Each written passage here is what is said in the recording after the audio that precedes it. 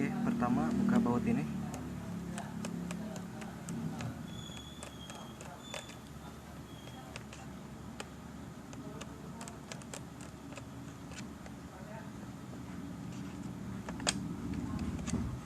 Terus buka baut keyboardnya, posisinya ada di sini.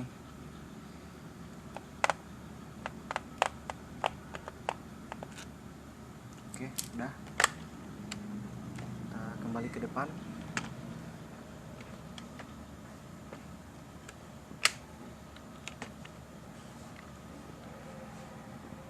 Oke, cara buka keyboardnya didorong ke depan, lalu diangkat. Posisi memori ada di bawah sini.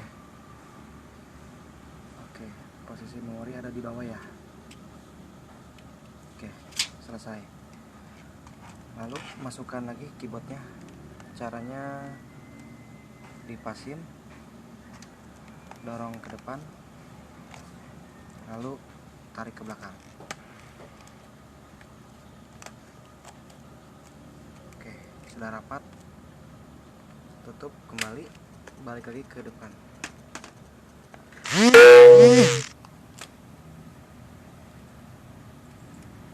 Masukkan lagi bautnya.